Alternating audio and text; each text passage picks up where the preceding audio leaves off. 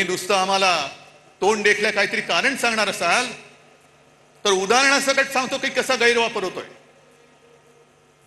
सोनम वांगचुक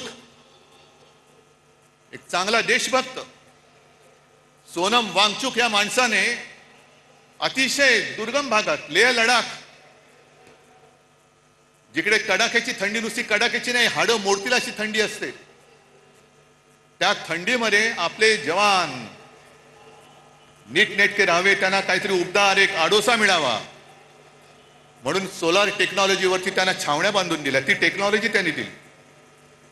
पाण्याचं दुर्भिक्ष होतं, ते दुर्भिक्ष होऊ नये, पाणी मिळालं पाहिजे म्हणून त्यांनी आईस तुपाची योजना आणली. काल परवापर्यंत जे मोदींची स्तुती करत होते, पण त्यांनी आंदोलन सुरू केलं का? न्याय हक्कासाठी. लेह लडाखला न्याय हक्क मिळालाच पाहिजे. न्याय हक्क ही लोकशाहीतली मूलभूत गरज आहे आणि न्याय हक्कासाठी त्यांनी लढाई करत होते, करतायत. उपोषण चालू ठेवलं होतं पण सरकार ढुंकून बघायला तयार नाही. मग पेटले सगळे. काय त्याला आता जेनजी जसं नेपाळमध्ये पेटले, लेह लडाखमध्ये रस्त्यावरती आले आणि मोदी बाबांनी त्यांना सरळ उचलून रासुकाखाली आत टाकून दिलं. जा, 1 वर्षाचा बाहेरच पडणार नाही. हा जनसुरक्षा कायदा, हम करे सो कायदा, तोच आपल्याला तोडून मोडून टाकायचा आहे. तोच तोडून मोडून टाकायचा आणि टाकलाच पाहिजे. कारण मोदींची स्तुती करत होते तोपर्यंत वांगचुक हे देशद्रोही नव्हते, पण त्यांच्यावरती आता आरोप ठेवले की तुम्ही पाकिस्तानमध्ये जाऊन आलात, एका शिष्टमंडळातनं ते पाकिस्तानला गेले होते म्हणून देशद्रोही म्हणून जर वांगचुक यांना अटक होणार असेल तर नवाज शरीफचा केक गपचूप जाऊन खाऊन येणाऱ्या मोदींना काय म्हणायचं, ह्या सुद्धा प्रश्नाचं उत्तर आम्हाला मिळालं पाहिजे. न्याय हक्क मागणं हा या देशामध्ये देशद्रोह होतोय. आणि म्हणून काही वेळेला असं वाटतं की या सगळ्या कमळाबाईंनी चिखल करून ठेवलाय. जो म्हणतोय ते तुम्हाला आता कळेल. एक एक गोष्टी मी तुम्हाला सांगेन तसं.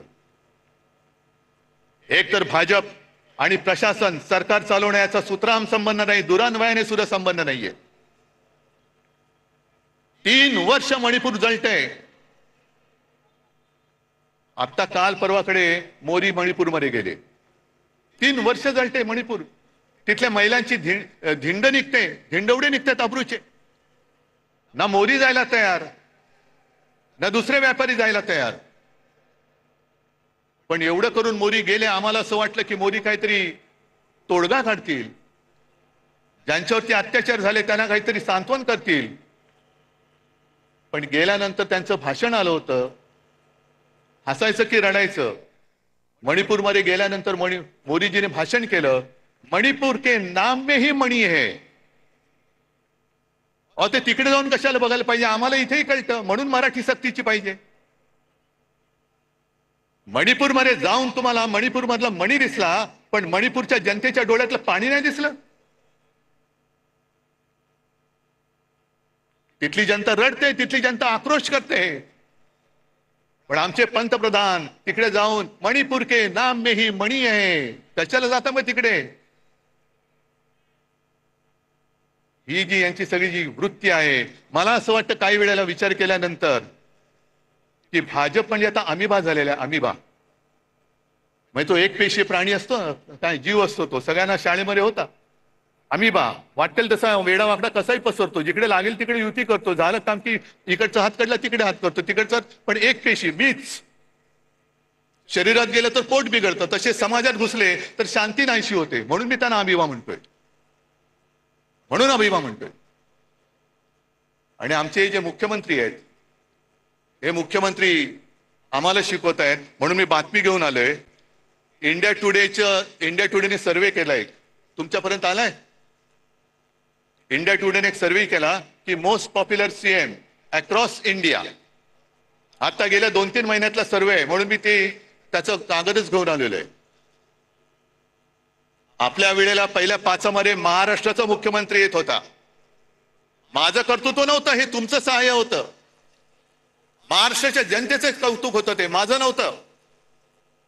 पण आज जो हा सर्वे झालेला आहे, आलेला आहे, त्याच्यामध्ये सगळ्यात पॉप्युलर उत्तर प्रदेशचे मुख्यमंत्री योगी, नंबर 1, 2 ममता, 3 चंद्रबाबू, 4 नितीश कुमार, त्याच्यानंतर स्टॅलिन, नंतर काय ते पिनारवी विजयन, मग रेवंता रेड्डी, मोहन यादव, हेमंता विश्वकर्मा शर्मा आणि 10व्या ह्याच्यावरती आमचे मुख्यमंत्री देवेंद्र फडणवीस.